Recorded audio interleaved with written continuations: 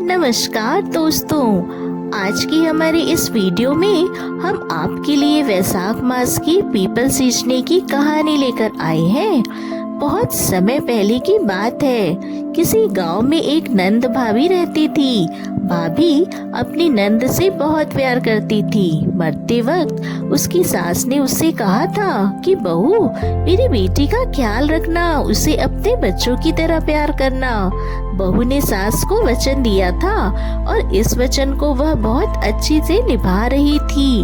वह अपनी नंद का खूब ख्याल रखती थी और उसे हर समय अपने साथ रखती। उसकी कोई संतान नहीं थी। एक समय वैशाख का महीना आया तो भाभी हर रोज सुबह जल्दी उठकर पूजा पाठ करती और पीपल सींचने जाती। नंद भी उसके साथ साथ पीपल में जल चढ़ाती। पीपल की पूजा करके भाभी हाथ जोड़कर कहती है कि पीपल के देवता, मुझे एक पुत्र दे दो। नंद भी हाथ जोड़कर कहती है, पीपल के देवता, जो भाभी मांग रही है मुझे भी वही दे दो। इसी तरह दोनों रोज पीपल की पूजा करती, जल चढ़ाती और देखते ही देखते वैशाख का महीना पूरा होने को आया। पीपल के देवता दोनों नंद भाभी की पूजा से बहुत प्रसन्न थे। उन्होंने भाभी को पुत्र रत्न का वरदान दे दिया, परंतु नंद के लिए वो सोचने लगे, इसे पुत्र का वरदान कैसे दे?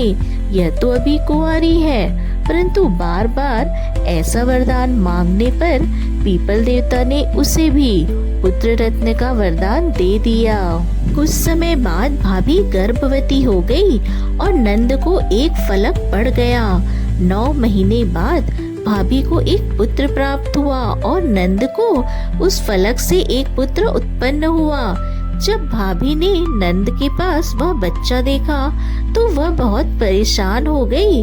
उसके पूछने पर नंद उसे पीपल देव के वरदान की सारी बात बता देती है। भाभी को अब कुछ समझ ही नहीं आ रहा था कि वह क्या करे, क्योंकि अगर किसी को भी यह बात पता चल गई तो सारे गांव में उसकी बहुत बदनामी होगी।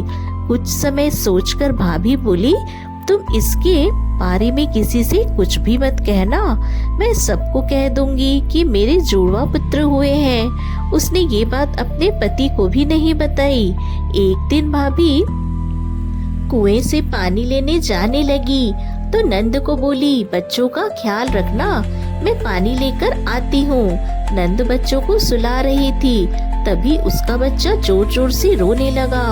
वह उसे गोद में उठाकर चुप कराती हुई बोलती है, बिना बाप के कंधे वाले बोल, तू कहाँ से आया?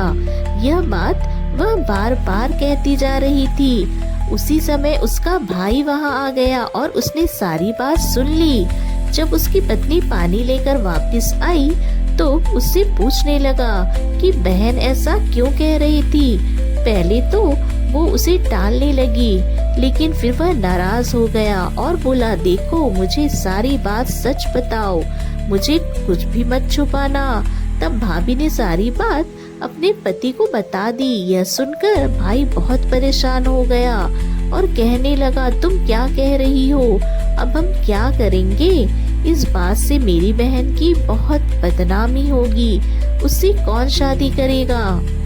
ऐसा कहकर उदास मन से वो उस बच्चे को लेकर पीपल देव के पास गया और बोला, पीपल देव, यह आपने क्या किया?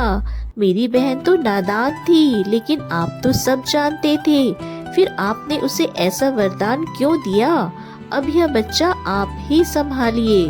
ऐसा कहकर भाई ने उस बच्चे को पीपल के चबूतरे पर रख दिया।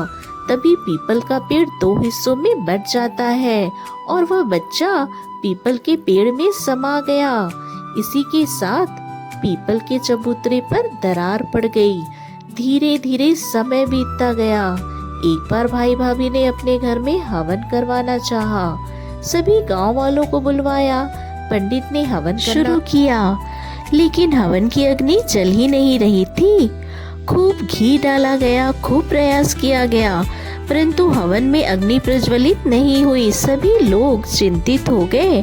तब कुछ बड़े बुजुर्ग बोले, कहीं ऐसा तो नहीं कि तुमने किसी महान व्यक्ति, बहन, भतीजी को भूल रहे हो? तो वह बोला, नहीं, मैं तो किसी को नहीं भूला, सभी को बुलाया है। बहुत कोशिशों के बाद भी हवन की अग्नि प्रज्वलित नहीं हुई। तभी पास ही के आश्रम से एक सभी वेदों के ज्ञाता संत महात्मा को बुलाया गया और उन्हें सारी बात बताई गई। तब उन्होंने अपनी आंखें बंद करी और बोले, तुमने अपने भांजे को नहीं बुलाया, इसलिए हवन की अग्नि प्रज्वलित नहीं हो रही। भाई बोला, मेरा तो कोई भांजा नहीं है। तब वह महात्मा बोले, वही भांजा जिसे तुम पीपल को सौंप आए थे।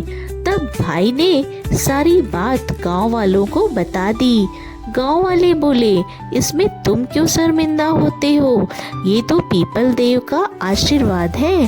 तभी सब गांव वाले ढोल नगाड़े बाजे के साथ पीपल के पेड़ के पास गए, प्रार्थना करने लगे। तभी पीपल का पेड़ फिर से 2 हिस्सों में बट गया और पीपल के पेड़ से वह बच्चा बाहर आ गया। सभी गाजे बाजे के साथ बच्चे को लेकर वापस घर आए और हवन शुरू किया। इस बार हवन की अग्नि प्रज्वलित हो गई और उसकी लौ खूब ऊंची गई। इसके बाद से यह मान्यता हो गई कि पूरे वैशाख पीपल सींचने से निसंतान को संतान, निर्धन को धन, कुंवारों को अच्छा जीवन साथी और बुजुर्गों को वैकुंठ की प्राप्ति होती है। जय पीपल देव की।